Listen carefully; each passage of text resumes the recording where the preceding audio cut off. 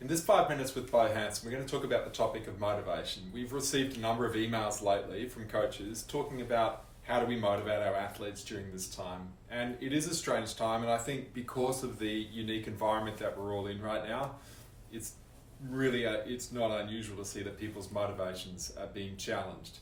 So when we talk about motivation, we're going to look at it from a DISC perspective, but just to give a general framework of our views and philosophies around the whole topic. Fundamentally, we believe that you can't actually motivate someone. You can't make someone be motivated. But what we can do as a coach is create an environment where people are more likely to feel motivated. But their motivation is up to them. But what I mean we can create an environment where people are motivated is if they're a D or an I, an S or a C, what they need in that environment is going to be a little bit unique to their particular profiles. We don't have to go changing everything, but there are some key things to touch on whether they're a DIS or C profile. So your role as a coach is to try to create an environment where people want to be part of it. They want to feel motivated. The other key part to motivation is understanding that in its essence, along a continuum, people are either motivated to move towards pleasure and things that they enjoy and give them self-satisfaction, and they're motivated to move away from things that they find to be unpleasurable or even painful.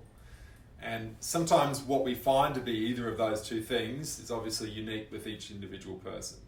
But if we think about it that way, if we want to avoid, having things that are unpleasant, that could potentially move us towards things that are going to be more pleasant.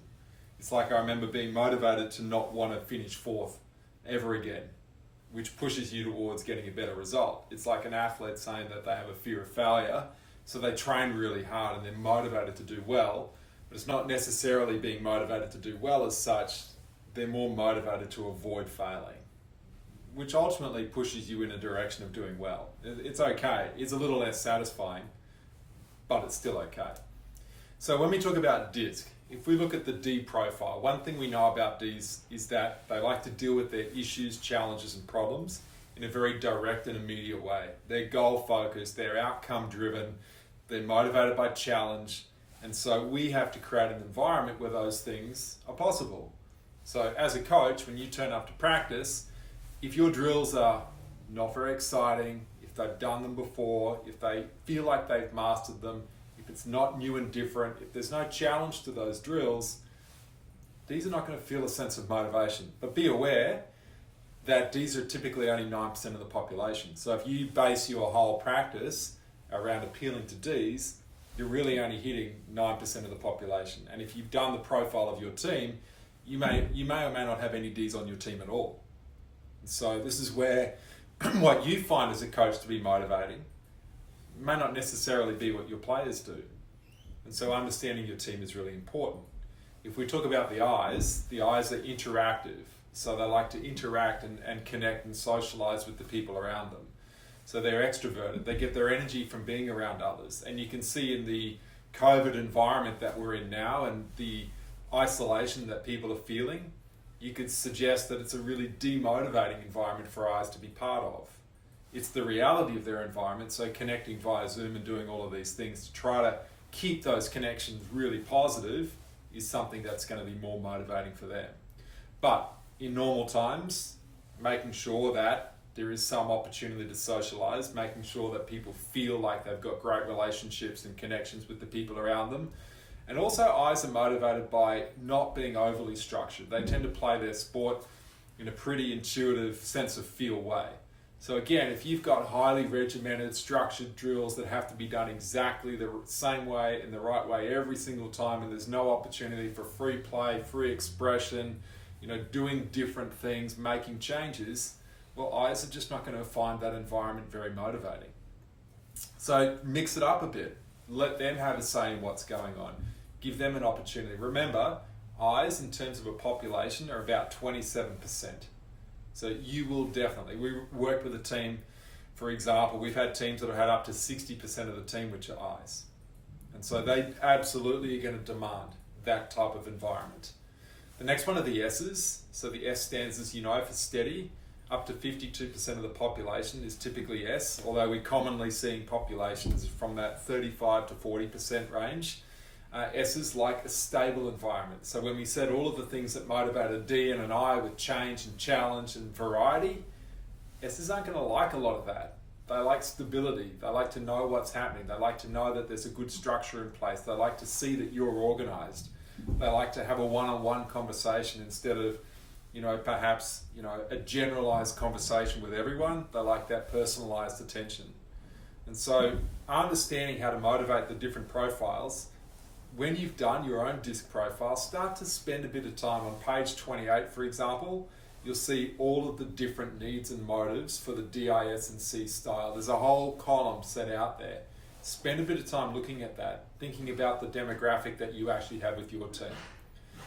The last one are the C's. The C's are more structured, they're conscientious, they're more compliant. They like to have their drills in place. They like to know exactly what's going on. They like to have drills that are well structured, and they're drills that will hopefully give them quality outcomes in the game. They like to know exactly what their role is on the team. As opposed to the D's who are always looking for that sense of challenge, the I's that want variety, the S's that want stability. C's want to know that they can execute things at a really high level. They want to get it right. So giving them an opportunity to ensure that they know the details, that there is a really clear structure and that there is a really high level organization and that there's a process for measuring things. That's going to be motivating for them. And so you can see between the DIS and C is really quite a different strategy for each. And that's the challenge that we face as coaches, is to not just think that one environment is going to be motivating for everyone. They said the C's are around about 12% of the population. We often work with teams where it's around 20% or so. And so if you weight it that way, if you look at the D's and the C's, you may only have up to 20 to 25% of your team which is more that way inclined. So D's and C's are a lot more task-focused, goal-orientated. I's and S's is going to be the majority of your team. And as you know, that's going to be 70 to 80% of your team. And they're going to be a lot more relationship-focused, open, people-oriented. And so your program has to be geared towards that. So hopefully just a few of these little strategies. Yes, it means that you have to adapt as a coach. Yes, it means you can't just think, well, this motivated me, so it's going to motivate them. I had a conversation with a coach recently where we spoke about the players wanting to have, and they're actually expressing this, wanting to enjoy practice, wanting to connect with each other socially, wanting to get to know each other better, wanting to actually have fun. And their reply was that, well, it was never about fun for me. I wanted to turn up, I wanted to practice hard, and I wanted to leave. Well, you can't create a program about what is only your unique needs.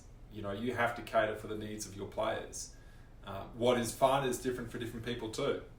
It can be fun to train hard. It can be fun to, obviously everyone loves winning, but we all want to win for different reasons.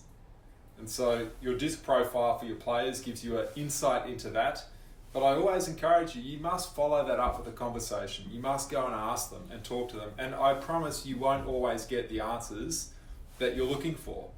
Players are not going to be able to rattle off exactly, especially young players, athletes, student athletes, what exactly their motivations are. They won't be able to tell you, this is it, 1, 2, 3, 4, 5. But starting the conversation helps them to start to uncover some of their own motives themselves. And eventually, hopefully, you'll be able to arrive at a point where you'll all be able to create an environment that you're engaged and motivated to be in.